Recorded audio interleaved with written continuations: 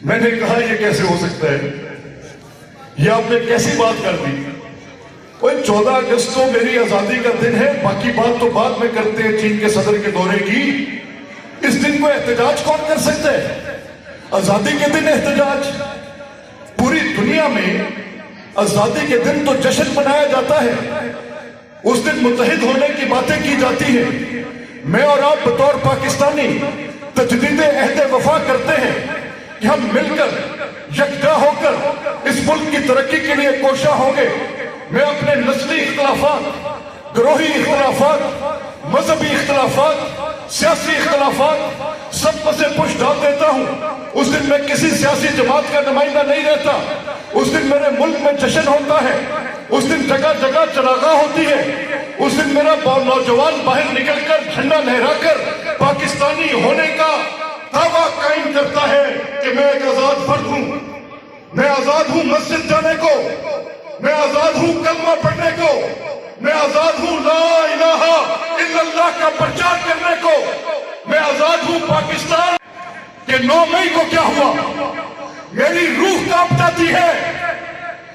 ये वाकयात है, ये मैं नहीं कह रहा। इंसान झूठ बोल सकता है, वाकयात झूठ नहीं बोलते। मैंने अपनी आंखों से मैंने भी देखी, आपने भी देखा होगा, शहीद होती हुई मस्जिद कोर कमांडर के घर में शहीद होता हुआ कुरान करीम का नुस्खा, कोर कमांडर का घर जल रहा। और वो कौन सा घर? जो कायदे आजम मोहम्मद अली जिन्ना बानी पाकिस्तान रहमतुल्लाह अलैह उनके नाम के साथ मंसूब जिन्ना हाउस। कौन साजिश कर सकता है, जुर्रत कर सकता है, जसारत कर सकता है उस घर को आर्सन करने की, आग लगाने की, लूट मार करने की? अपने पलवाई लेकर कौन घुस सकता है उसके अंदर? मुल्क दुश्मन कौन घुस सकता है?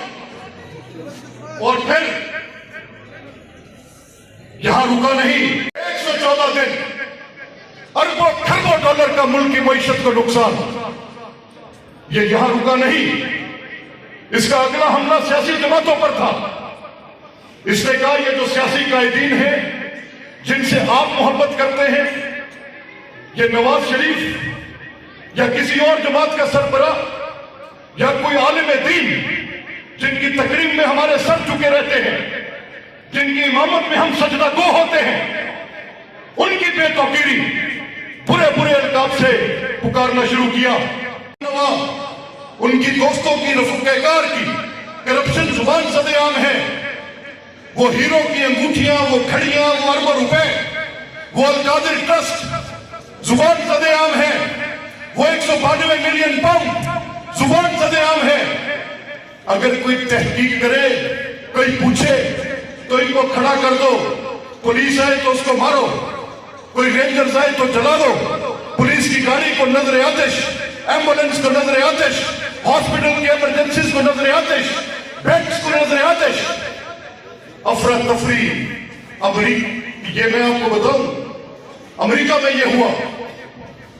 सदर ट्रंप सिर्फ नारेबाजी के लिए नहीं है, मुझे आप सिर्फ इसलिए नहीं चाहिए कि मैंने आपको सड़क पर लेकर आना है।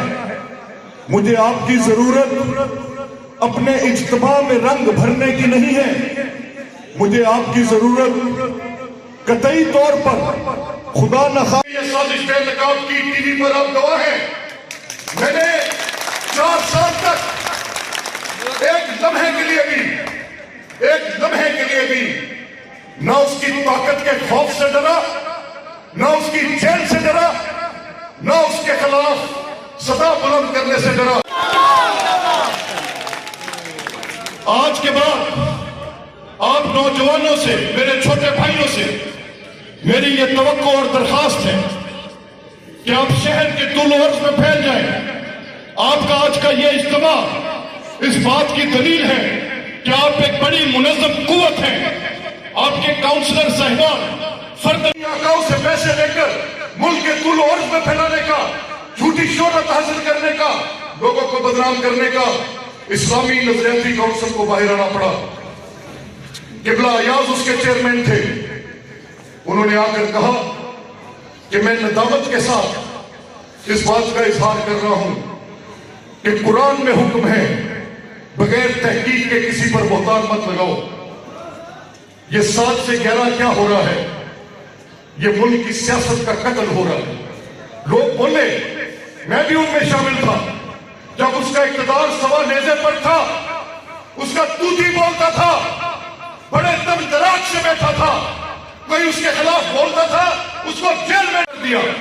114 दिन तक वो नापाक कड़ी साजिश की वही जुड़ी रही, और फिर एपीएस का खौफनाक हादसा हुआ कि पुकार को बुलंद करने को इस दिन की शनाख्त कौन बदलेगा, कैसे बदलेगा, इस दिन को एहतजाज से कौन मंसूब करेगा? उन्होंने कहा ये आप अपनी आंखों से देखेंगे